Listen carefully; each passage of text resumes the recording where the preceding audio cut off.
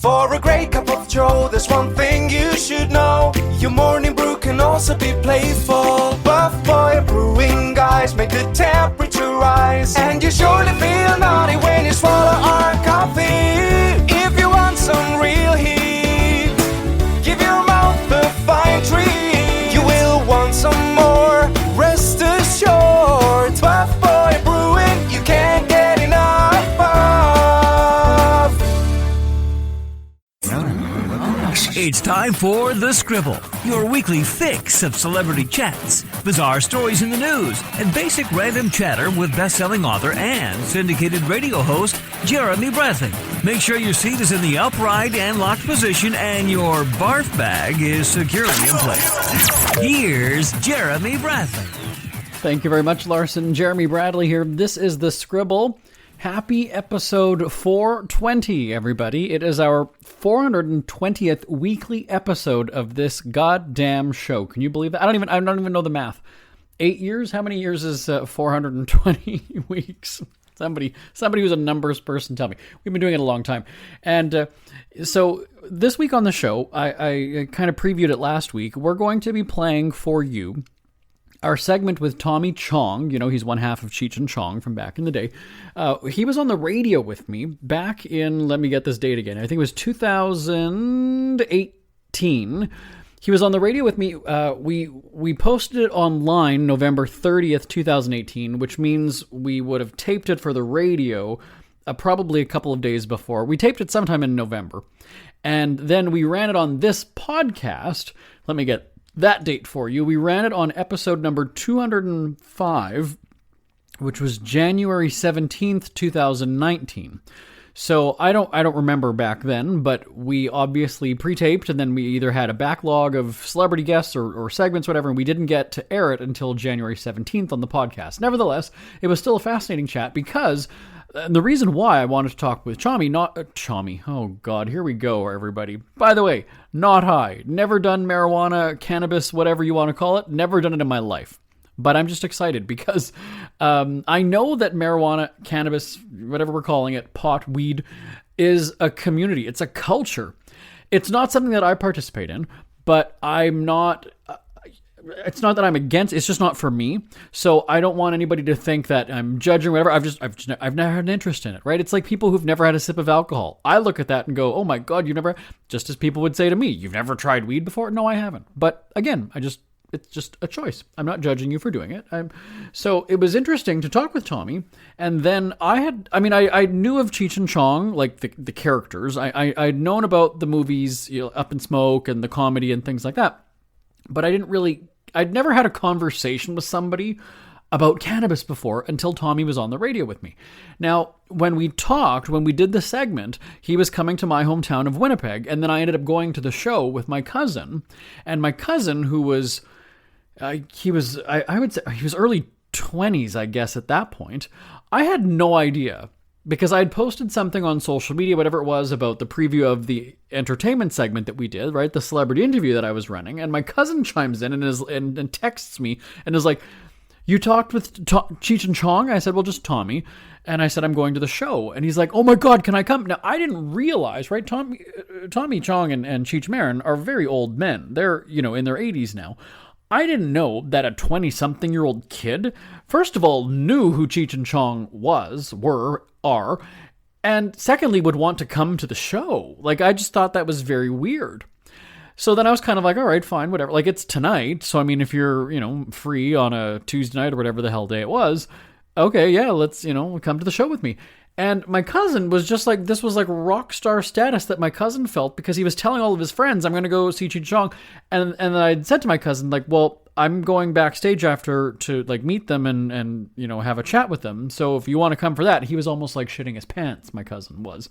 And so it was just fascinating to me to have this conversation. And then, I know my cousin's a bit of a pothead anyway, so that wasn't the surprise. But just the fact that it was so multi-generational, to know that this youngster, this young pup who doesn't know, well, he knows what a newspaper and, VCR are, but knows Cheech and Chong, but these two comedians are icons, right? So I thought that it was only fitting for us on episode 420 to relive that segment with Tommy Chong. Now, you remember, again, like I said, this was back in 2018, and he was coming to my hometown to do their comedy show. I don't know that they've got any tour dates on the books right now, so it's outdated, but that's the point. We're taking a walk down memory lane. So when we come back on episode 420 of The Scribble, you're going to hear my previously recorded chat with Tommy Chong. This statement has not been evaluated by the Food and Drug Administration. This product is not intended to diagnose, treat, cure, or prevent any disease. No offense, but are you a little fat when you look in the mirror? How would you like to learn the secret to losing 3 to 5 pounds a week without joining the gym or going through any crazy diets? It's called Body Sculpt RX. For the last 2 decades, we've helped countless people lose thousands of pounds. And now, it's your turn. Learn how to lose weight with one simple phone call and no prescription needed. You'll see an amazing difference in a matter of days. Don't believe us? We'll offer you a risk-free money-back guarantee. So, if you're ready to start losing weight, call right now and get a free month supply with your first order of Body Sculpt RX. Call now. You have nothing to lose but the pounds. 800-459-6838. 800-459-6838. 800-459-6838. That's 800-459-6838. Listen up, guys. Are you experiencing any of the following? Fatigue, less drive, poor performance? If so, you may be one of the nearly 30 million men in the U.S. today dealing with ED. But did you know you don't have to pay hundreds for a prescription anymore? And you don't have to deal with the hassle of seeing the doctor or the embarrassment of going to the pharmacy for a certain pill. Now with one free call, you can find out how Herbal Virility Max can help you feel like a man again. For over a decade, Herbal Virility Max has helped guys just like you put a smile back on their face with improved performance and drive. Call today and ask about our buy one, get one free offer. Save the money, save the hassles, and get the better blue pill. Dial 800-578-0179. That's 800-578-0179. 800-578-0179. He's one half of the comedy duo Cheech and Chong, and they're performing tonight in my hometown of Winnipeg, Manitoba. A fellow Canadian, Tommy Chong, is joining us on the line. Hello there. Hello there, eh? Hey. Well, thanks for joining us, and welcome back to Canada. I should ask, how often are you in Canada? Not often enough, but I like coming up here now because I come up here and collect a little bit of money, perform, and then go home back to L.A. Right. But Winnipeg was quite a shock getting off that plane. You're dressed for California, and next thing you know, it's chilly. And the timing is perfect because officially the first real snowfall was just, I think, the day or two before. So you get there, perfect timing. Yeah, it looked like when we were landing, I looked out and all you seen was white. It looked like, the great thing about the snow, it covers up all the imperfections of a place. Right. And so when you come into, it looked like winter wonderland. It was beautiful. That's the thing, right? When you have the fall colors, it's great when the red and the orange and everything starts, but then once they're, brown and dead on the ground, yeah, you're right, the snow covers it up. It's good. It's beautiful, beautiful. And then the sky is clear at night, and you can see the stars. Oh, it's gorgeous. And we were just talking before we went on the air that, with Christmas coming, there's nothing like a nice snowy Christmas. Oh, man. My habit, the Amazon Alexa, that music, or Syria or Alexa. Yeah, the one that's listening to everything we do. I do Alexa, and I say, Alexa, play Silent Night, and then I name off all the different singers, and I just make my whole house sound like Christmas. Beautiful. Oh yeah, we mentioned Canada, and I know I imagine you've been asked hundreds of times about this whole legalization thing, right? So, tell me what your thoughts are. Imagine you're happy that Canada is being a leader in the legalization of cannabis. Well, I kind of take responsibility. You should. I'm a Canadian. Yeah. I'm a Canadian. I think I was the most famous for being busted for selling bongs in America. Mm-hmm. And I started my career in Calgary, and I smoked my first joint in 1957 in Calgary when it was legal, because no one knew what it was. And so there was no marijuana alert out anywhere. And then, it became very highly illegal because it was a racist law right from the get-go. And so now that it became legal, and thank God Canada was the first, because it just shows you how innocent Canada is.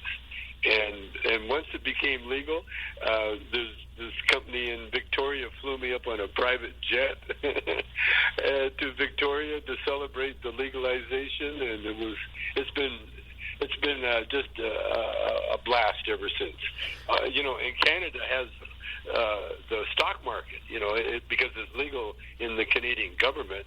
You can trade on the stock, and so all the people from the States are coming up to Canada and partaking in the stock market. So right.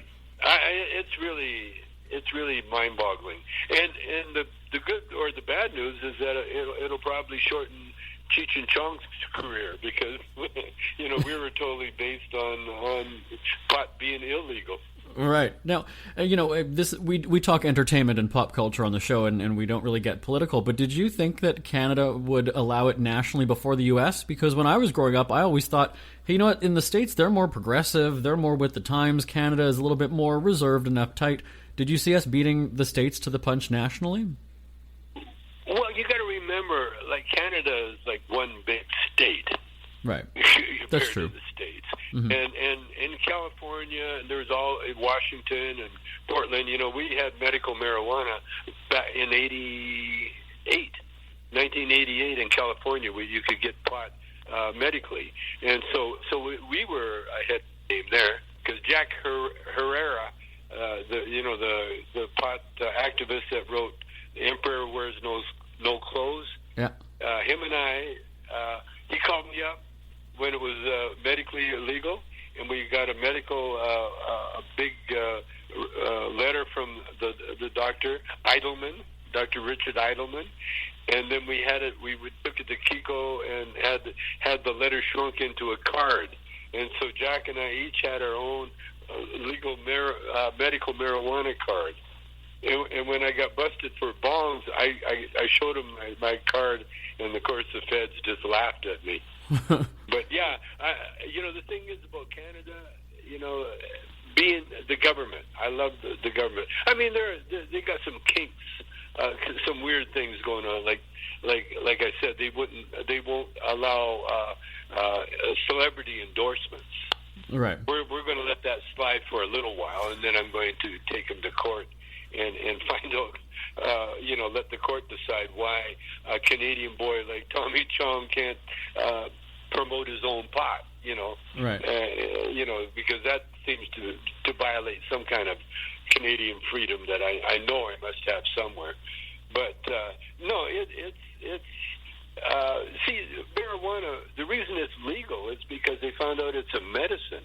Mm-hmm. It's a very effective medicine. It's not just a they call it recreational in order to get the, so they can bypass the tax exemption that you get on medical, medicine. And so by calling it recreational, they can tax it like they tax beer or whiskey, alcohol. And that's the only reason. So because, I'm somewhat of a expert on marijuana, because I've been smoking it and studying it for so long, and it's been my observation that all marijuana use is medical, because it calms the spirit, calms the mind, and that's what in the Army they have a thing called R&R, which is rest and recreation, and it's a medical term, because when you're on the front lines and you need to rest and recreation, that's where marijuana falls right into that category. There was a lot of concern that when legalization happened, that all of a sudden people are going to start using it all the time, and there's all these educational campaigns and yeah, that's so funny. That really cracks me up, because because you can't OD on marijuana. Believe me, I tried a few times. And what it does, like I said, if you take too much marijuana, you will go to sleep. It will put you in a coma, a healthy coma, by the way. Right. You see, medically speaking, here's what happens when you smoke pot. It calms the mind, and the way it does, it just puts you in the moment. You can't remember people's names. You can't remember what you're supposed to, where you're going half the time. You got to be careful when you're driving, because I know myself. Sometimes I'll smoke a joint and I'll go to drive to the store, and I'll get half a block, and I'll forget where I'm going. I'll say, "Where am I going?" And then I'll forget where I am. And so, what pot does, it puts you right in the moment. Mm-hmm. If you're in the middle of making love to your girlfriend or your wife, it just makes that moment so much better. Or if you're in the middle of listening to some really good rap or pop or jazz music, then that music really speaks to you. Or if you're in the middle of writing something, then your comedy or whatever you're writing gets that much better. So it's such a positive substance that and it was legal forever. Mm-hmm. It was medicine forever. The Chinese had it listed as medicine 5,000 years ago. So what's happening? The world is really getting hip, catching up with the past, and it's a good thing. Right, and I'm being told that we do need to say that the Manitoba government does not endorse people smoking or using marijuana and then getting behind the wheel. We just need to say that as well. So of course, yeah, of course, absolutely. So let's just talk about the only problem you get usually is that you might get a ticket for going too slow. So I, it's not like the same as alcohol. And that was the only beef I have against Canada, is because the Canadian straight people that don't know what the hell they're talking about, they think marijuana is like another beer or something. And it's not. It's totally different. It's a medicine that you should not operate heavy equipment. You should not do anything on that you're not used to doing. But for health purposes and for recreation and for sleeping, for medicine, for curing all sorts of ailments, I recommend it. And I also recommend that people ask me all the time, what should I smoke? I got this wrong, I got that wrong. And I tell everybody, you got a phone, use it. Google marijuana. Google it right now. Find out everything you can about it, and then go for it, because everybody's different. So I would say, then, if somebody does ask you, so in full disclosure, I've never tried it. So if I were to come to you and say, where do I begin? You would tell me to Google it, or would you give me some advice? What could you tell me? Well, yeah, for sure. I would say learn about it. Study it. Know what you're doing. Don't put stuff in your body that you don't know what's going to do to you. Right. I used to joke. I said the only drug I'd take is anything given to me by a naked lady. But that's just me.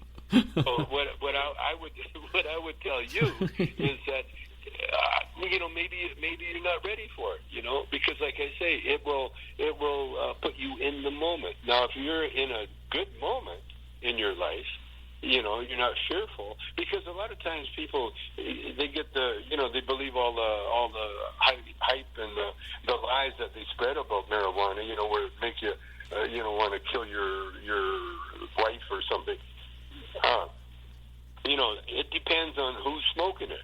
Now, if you're a serial killer, it'll probably give you some ideas how to kill better. But if you were like an artist, if you're an artist or a writer or a songwriter or a rapper for sure, that's how they get all those rhymes. If you ever listen to rap music, man, it's so intricate and it's so genius. It's poetry. It's pure poetry to music, and it has messages. It has all kinds of things that going on, and that is all marijuana induced. And so unless if you're a rapper, like you yourself, you asked me, well, if you never smoked it before, well, maybe you shouldn't. you know, because it's not on your menu. Yeah. So maybe you shouldn't. But if you are curious about it, well, then try it. Try a little bit. Try some CBD oil. You know, that doesn't have THC, and so you can smoke a CBD joint and not get high, but it'll make you feel good, make you feel happy.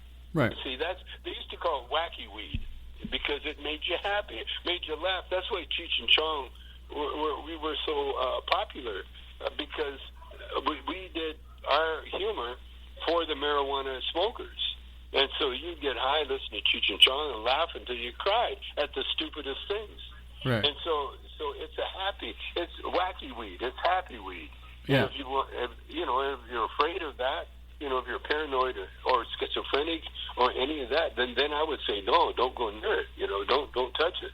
But if you're normal and you want to try it, and like I say, if you got a female or a male, whoever your lover is, hey, that's a good time to start right there. Yeah. You remember Woody Allen's movie Annie Hall, I think it was? Yeah. Remember Annie Hall would only make love to Woody Allen when she'd have to smoke a joint. Right. It kind of made Woody feel weird. You know, how come you have to get high to make love to me? and I wanted Annie Hall to say, have you looked in the mirror lately? You know, but you just got to got to feel things out. It's like life, you know. Yeah. Like not everybody wants to dive off the high board. Right. Yeah, and it's no different than people who just have no interest in alcohol, right? There's some people who have never had a sip in their life just because it's not of interest to them. Yeah. Yeah. Yeah, exactly. Let's talk about the tour you guys are on, because you had split up 20 years or so, 25 years? Ago, yeah. Yeah. We split up in '84, and then we got back together again in '08, I guess it was. Yeah. Was it weird when you were able to pick up where you left off, like no time had passed back then? It was like riding a bicycle. Yeah. You know, like we were supposed to have a rehearsal, and we just looked at each other, kind of laughed, and said, "Okay, let's go do the job," and because it's all improv. And it just fell in. It was so easy. The only thing we had to do, thank God, is include my wife into the. We're like a trio now. Right. There's Cheech and Chong and Shelby and I. We were together almost doing comedy for close to 20. Let's see. Close to 20 years. And so then when Cheech and I got back together again, she had to be, it was mine, you know, my call that Shelby had to be part of the show. Well, she's a big part of the show. She opens for us, and then she stays out there with us, and then she enables us to stay together. And like she goes out in between our acts. Because before Cheech and I had to split up, you know, he'd do a solo, I'd do a solo, and then we do one together, and then, you know, we'd split up. But with Shelby, she comes out, kind of does a little bit in between while we're changing, and then so you get to see Cheech and Chong one bit after another until an hour and a half went by, and you've been totally entertained. So I was going to ask what people can expect, you know, because I think you're how old now? 80 years old? 80 years old. And so is this still classic Cheech and Chong, even though you're 80 now? Yeah, well, it's stoner 80. Okay. So I still, you know, I stopped maturing when I turned 17, I believe. All right. And I've kept the same mindset ever since. Because that's when I started smoking pot. And the minute I started smoking pot, I knew that there were great things ahead for me in my life. And I quit school. I had, you know, I worked every kind of terrible job you could get. And in the meantime, I always played music. I've been playing music since I was 10. And so I always played, you know, I always played for dances. I always played for money. And pretty soon, I became a Motown musician. And then when I got fired from the band, I went back, and that's when I started Cheech and Chong. And I've always known, you know, that there was something inside me that told me that there was greatness awaiting for me, because I never once did anything just for the money. In fact, it was always for the people. And one time, like in Calgary, for instance, our first band, when we formed our band, we needed a place to play, and so we formed a teen club. and because we had a chartered teen club, we could rent the halls, and we were protected by this teen club charter. Like it wasn't a solo promoter promoting a gig. It was a bona fide teen club, and so we operated in Calgary for almost a year, and then because we were so popular, we would pack the Legion Hall on 9th Avenue in Calgary every Saturday night, but because of the liquor laws, we had to close at 12 midnight. And then there would be a couple of hundred crazy teenagers looking for something to do after the dance, and they would go to parties, and there'd be fights, and there would be all sorts of mischief going on. And so the mayor of Calgary, Don McKay at the time, called us in his office, and the chief of police was there, and the head of the Legion Hall were there, and they told us that we had to get out of town during the Christmas holidays. And so we said, all right. So we went to Vancouver, and we never came back. We just kept on trucking after that. Well, you keep on trucking. So we said you're 80 years old. Most people have, long retired 10, 15 years earlier. Why are you still working? Why are you still doing this? Well, you got to take a look at the show. It's just a fun show. Yeah. We have so much fun. You're making people laugh, and you're laughing yourself. And then I work with my wife, and she's so gorgeous that I just watch her on stage. She's so beautiful, and she's so funny. And Cheech has always been. I love Cheech because I could play tricks on Cheech on stage, and it's such a joy. And then the people love us, and then they know our records, they know our movies, and so it's just a love fest.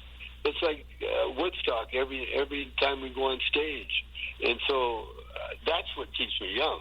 Mm-hmm. Again, my son now is a road manager, and he wasn't even born when Cheech and I started.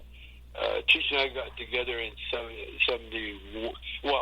68, 69, and then my son was born in 74, and now he's the road manager of the group, and he also writes bits for it. He's a writer as well, and he plays bass in the show too.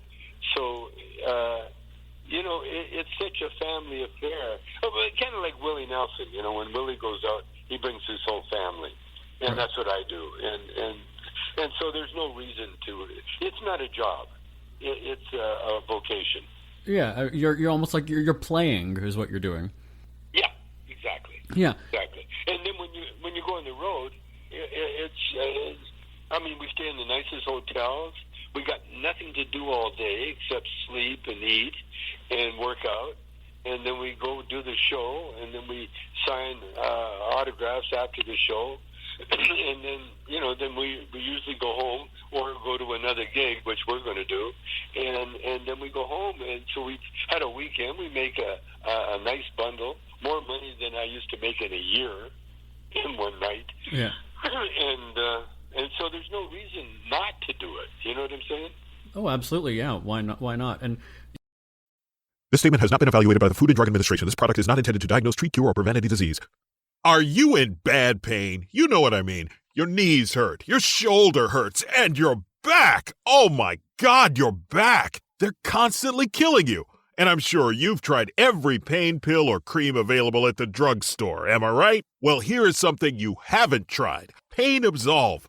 Pain Absolve is not available in any drugstore. The only way to get it is by calling today. We're so confident that it will work for you that we offer a free bottle with your purchase, no prescription needed, and best of all, each purchase comes with a money-back guarantee. Call now to find out how you can get Pain Absolve and get rid of your pain.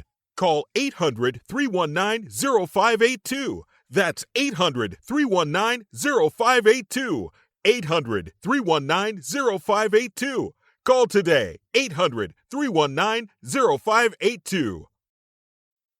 Isn't it crazy that you wait for payday, but before you know it, you're strapped for cash again? It's time to stop blowing your money and become a smart spender with the book, The Official Guide to Being an American Cheapskate at cheapskatebook.com. Learn simple ways to cut costs at home every day and during special times of the year. Don't go broke at Christmas. Don't remortgage the house for a fancy vacation. The book is filled with tips to save you money throughout the year. Check out the best-selling book, The Official Guide to Being an American Cheapskate at cheapskatebook.com or on Amazon and iTunes. Ever had something to get off your chest but never had the balls to say it? That's a load of crap. Speak Free with JB.com is exactly what you've been waiting for. Your chance to tell it like it is and not care what anybody else thinks. Have your say on issues of the day. Join newspaper and radio columnist Jeremy Bradley as he tells it like it is. Hundreds of thousands of people have stopped by, including some well-known celebrities who have had a chat with JB and speak candidly about what's really going on in the world. You can join them too. Have a rant or a rave. Be brave and head on over to www.speakfreewithjb.com now. We hear you chirping. Get scribbling. Tweet up the Scribble at The Scribble Show. Join the discussion with Jeremy Bradley. It's all going down right now on Twitter at The Scribble Show and at thescribbleshow.com. Jeremy Bradley here, back on The Scribble. We are just now heading past our 30-minute mark on the show. You know, if you're a regular listener of the show, that we're essentially 30 minutes on the dot every week, but sometimes we run a little bit long.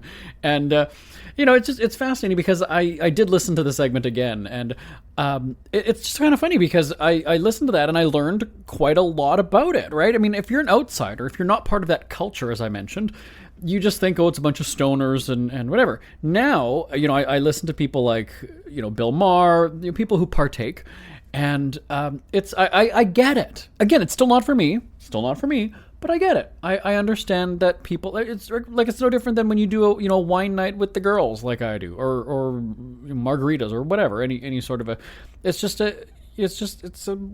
a fun thing to do. I have no interest in trying it. It's funny because when I was on my syndicated radio show, when cannabis, marijuana, pot was legalized in Canada, that came up in a production meeting. They were like, oh my God, why don't you try it for the first time the week that it becomes legal? And I said, I mean, that would be interesting, but because you don't know how you're going to react or respond, I also, at that time, had an audience of like 300,000 people on the radio. I'm also going to be broadcasting to areas where it's not legal to do that. So I remember, you know, years and years ago when we did a tourism show in Mexico, we did a booze cruise, and I remember, you know what, I'm off the air now in that market, but it was in Spanish Fork, Utah, and then there was somewhere in Oklahoma. We had very small radio stations that we were on there. And we got feedback because it was kind of like, you're doing a booze cruise on the air. So people are now equating that with you drinking on the job. And I was like, are you serious? This is really... That's a concern. Listeners are concerned that Jeremy is working and drinking at work. Okay. And again, that's probably about more than 10 years ago now, anyway. And so that's where I was kind of like, if they're freaking out about me having, you know, a pictured with a drink in my hand on our website, me doing marijuana on the radio, probably not going to go over very well. So I was just like, this is all sorts of wrong. So I like the idea, like it's funny, but, you know, at the time, you remember, again, this is before people were like working from home and doing all this stuff. So it wouldn't have been illegal for me to do marijuana in my own office because it's my place and, you know, I'm in charge. But so there was a part of me that wanted to do it just because that would have seemed really entertaining. But again, if you don't know how you're going to react or entertain, and you're doing a live broadcast too, that's just even worse if you've, you know, never done it. So We could have pre-taped. We should have, if we were going to do it. But yeah, no. But so it's still not. And so, like, again, my cousin was like, why don't you, because Tommy gave me his phone number, and my cousin was like, well, just, text them after the show. Like, let's see, they're probably going to be, doing weed after. I said, first of all, when you're the host of the show, he gave you his number just in case, I had trouble getting into the show, or if there was a mix-up and they didn't have my tickets, or if there was, I'm not going to now be buddies. That's just not something that you do in this business, or it wasn't something that you would do back in the day. Maybe people do it now, but I was just like, I'm not going to text him at midnight and be like, hey, where are you guys? Can we like come to your hotel, and are you guys on the bus? Like, what are you doing? So it was quite funny. But I remember when we did go backstage after the show, my cousin, again, just sort of being like starstruck. The guys did a meet and greet, and so people, pay extra to go and do a photo with them. Basically spend like 10 seconds with these guys to get a photo and they go. But of course, because Tommy, as you heard, knew that I was coming to the show, or actually I think we cut that part of the interview. But I was going to he knew that I was going to be there, so we were chatting around a couple minutes after the show. We didn't hang out really at all, but it was still just he had said to Cheech, she's like, this is the guy that's never even tried it before, and so I thought, because then my cousin kind of nudged me like as a way to go and say like, well, I could try it with you guys if you want, but I'm like, that's just lame, that is just tacky. So no, I like I said, I've never tried it. I have no interest in doing it. I find it's something that people will do. I don't want to be around people when they're doing it. Again, it's not judgmental. I don't like the smell of it, and I also just don't like how it impairs people, or it makes people react differently. Just as, wait, let me finish, because I know you're going to start writing and going, well, you're a hypocrite. But just as now, as I'm getting older, I don't like being around people that have had too much to drink. It's just, I just don't. I'm fine with people getting giggly and whatever, but I don't want to see somebody, I don't want to be around people pissed out of their face and like falling over and being obnoxious and picking fights with people. That's just, I don't like being around people who've had too much to drink. So I don't like people being impaired, is what I'm saying.